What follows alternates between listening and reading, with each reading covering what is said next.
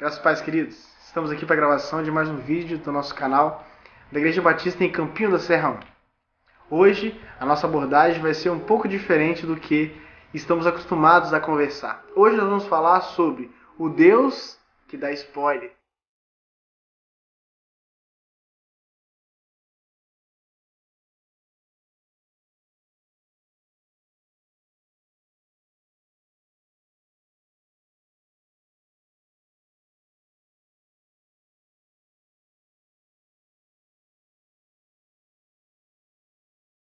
Pensar nessa ideia de um Deus que dá spoiler, que conta as coisas antes que elas aconteçam. Mas sim, Deus não só já fez, como faz, e pode ser que até na sua vida Ele ainda faça. Em algum momento, Ele vai te demonstrar e vai apontar para você um acontecimento que ainda vai acontecer na sua vida. Pode ser que você seja um daqueles que fica completamente irritado quando uma pessoa vai no cinema, principalmente aqueles que gostam de ir nas pré-estreias dos filmes, somente para ouvir, aprender e conhecer o enredo do filme, para depois ficar te soltando algumas tiras, te dando spoiler do que vai acontecer, para você ficar um tanto quanto ansioso para ver o que vai acontecer no final dessa história. Mas a Bíblia não é diferente de todos esses que gostam de contar a história antes que ela aconteça. Mas é claro que dentro da Bíblia nós temos um motivo para que isso aconteça. Mas você precisa entender que isso não é simplesmente uma falácia, não é algo que eu estou inventando. E eu preciso te mostrar isso na Bíblia, para você perceber que de fato Deus é um Deus que dá spoiler. E para isso eu quero te convidar a abrir sua Bíblia no primeiro livro da Bíblia, que é o Gênesis, capítulo 3, versículo 3. Olha o que diz a palavra do Senhor. Mas o fruto da árvore que está no meio do jardim, Deus disse: vocês não devem comer dele, nem tocar nele, para que não venham a morrer. Você já conhece essa história, então não há necessidade de contar ela nos mínimos detalhes. Mas você precisa observar algo interessante. Esse contexto está dentro da criação de Deus. Deus cria o homem, cria a mulher e dá uma ordem. Olha, vocês podem comer de tudo, mas o fruto da árvore do conhecimento do bem e do mal vocês não podem comer. Esse é o limite. Esse é o fim da liberdade que eu dou para vocês. Então somente aqui vocês não toquem. Todo o resto vocês podem tocar. E você já sabe o que aconteceu. A serpente, mais astuta de todos os animais, enganou a Eva, que enganou a Adão, e assim aconteceu toda aquela tragédia que você já bem conhece. Só que o que me chama a atenção, de uma forma especial, nesse texto, é quando ele chega no versículo 15. Porque após Adão e Eva pecar e desobedecer a Deus, Deus vai dizer para Adão: Adão, quem foi que te contou que você estava nu? E aí Adão vai dizer: olha, Senhor, a mulher que tu me destes, ela me deu do fruto e eu comi. Então Deus direciona a pergunta para a mulher: por que você fez isso? E ela disse: olha, foi a serpente que me persuadiu e me enganou, e aí eu comi. Então ele vai para a serpente e começa a dizer as consequências daquela atitude da serpente, da Eva e de Adão. Então ele vai dizer para Adão que ele iria ter que trabalhar com o suor do rosto para comer, que a terra produziria não somente frutos, mas também cardos e espinhos, que a vida dele seria resumida. Vai dizer para a mulher que ela vai ter dores de parto e todas as consequências cabíveis para aqueles que haviam desobedecido a Deus. Mas eu quero te chamar a atenção para o versículo 15, que ele vai dizer algo especial. Ele vai dizer: porém inimizade entre você e a mulher, entre a sua descendência e a descendente dela. Este lhe ferirá a cabeça e você lhe ferirá o calcanhar. Observe algo interessante. Depois de dizer tudo aquilo que era consequência do pecado que eles haviam cometido, Deus solta um pequeno spoiler do que haveria de acontecer no futuro. O descendente dela pisará a cabeça da serpente e a serpente lhe ferirá o calcanhar. Se não for isso um spoiler, o que nós podemos considerar então uma entrega dos acontecimentos futuros? Mas você vai perceber que toda a história se desenvolve, o homem começa a pecar de forma deliberada, se afastar de Deus. Em alguns momentos a história bíblica parece uma grande poesia, em outros momentos ela parece um suspense, em alguns momentos vira um filme de ação. E isso vai se desenvolvendo personagem por personagem, nos levando a ficar cada vez mais cativados com essa história. Até que chega o momento do ápice, conhecido na teologia como a plenitude dos tempos, aonde um homem, o Messias prometido, chega até essa terra. Preparado com um caminho por um homem chamado João Batista, ele chega e começa a anunciar as verdades do reino. Começa a pregar a palavra, a pregar o reino que estava próximo. E acontece algo que você vai se reportar ao Gênesis.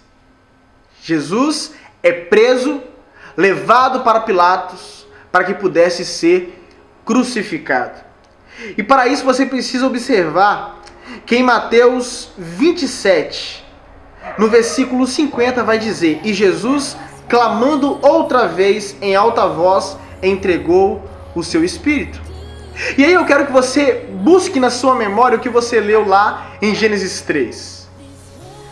A serpente lhe ferirá o calcanhar. O texto que nós acabamos de ler de Mateus 27, versículo 50, é o cumprimento desse spoiler dado por Deus. A serpente deferindo um golpe sobre o calcanhar da semente da mulher, do Cristo, do Messias prometido. E essa é a primeira parte daquilo que foi proferido pelo próprio Deus. Mas aí acontece o cumprimento total do spoiler que nós acabamos de ler. Em Mateus 28, versículo 5, vai dizer: mas o anjo, dirigindo-se às mulheres, disse: não tenham medo, sei que vocês procuram Jesus que foi crucificado.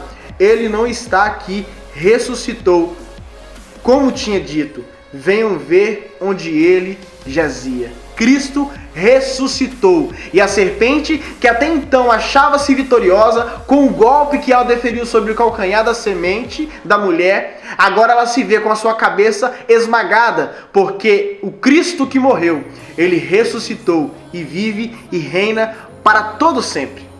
Então se cumpre por completo o spoiler dado pelo próprio Deus. A semente da mulher iria pisar a cabeça da serpente. Mas Alessandro, acabou por aí? É só isso? Mas aí você vai perceber que isso não é um fato isolado. Ao longo da Bíblia tem diversos momentos onde Deus apresenta para o seu povo aquilo que haveria de acontecer. O próprio Jesus, seguindo essa mesma linha, quando ele estava diante do templo, ele vai dizer: olha, derrube esse templo e em 3 dias eu reedificarei. Então os homens começam a questionar: nossa, mas demoramos tanto tempo para edificar esse templo? E você está dizendo que em apenas 3 dias você vai reconstruí-lo? Na verdade, Jesus já estava dando um spoiler daquilo que iria acontecer na cruz do Calvário, aonde eles derrubariam o templo, matariam Jesus, mas com 3 dias ele iria ressuscitar, trazendo mais uma vez a ideia de que os planos de Deus não podem ser frustrados. Mas aí eu quero te chamar a atenção para concluirmos a ideia desse Deus que dá spoiler, que é um Deus que ele não te conta simplesmente por vaidade, para querer te adiantar a história, mas tudo isso tem um propósito. Quando nós chegamos no livro de Apocalipse, você vai perceber um povo que estava vivendo uma perseguição terrível. Nero havia incendiado a cidade, como você já conhece a história, e colocado a culpa nos cristãos, que começaram a ser perseguidos de forma ferrenha e ardilosa. Então Deus envia um homem chamado João para escrever numa linguagem apocalíptica uma mensagem de esperança. E eu quero concluir para você o spoiler do Apocalipse. Aquele que nos dá a esperança, aquele que consolou o povo que estava sofrendo nas mãos do seu perseguidor. Quando nós lemos Apocalipse 17 e 14, nós ficamos consolados e agradecendo por esse Deus que em alguns momentos da história nos dá spoilers para que possamos ter esperança. Apocalipse 17, versículo 14: lutarão contra o Cordeiro, e o Cordeiro os vencerá, pois é o Senhor dos senhores, o Rei dos reis. Serão vencedores também os chamados, eleitos e fiéis, que estão com o Cordeiro. Agora tem um spoiler maravilhoso e que traz esperança ao nosso coração, que trouxe esperança para aquele povo. Vence o Cordeiro e vence também aqueles que estão com o Cordeiro. A semente veio, pisou a cabeça da serpente e agora ela promete para você vitória, alegria, paz. No mundo tereis aflições, mas fica tranquilo, você já sabe o final da história.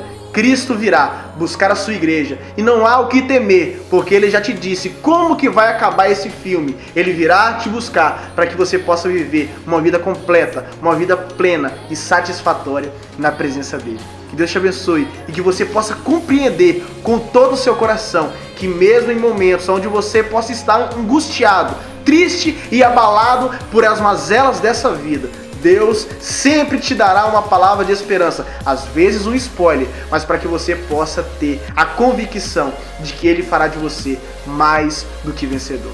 Que Deus te abençoe e que você possa entender a oportunidade que você tem de servir a um Deus que te mostra aquilo que vai acontecer antes mesmo que aconteça. Ele é Deus, Ele é Pai, Ele é Senhor. Que Deus te abençoe em nome de Jesus.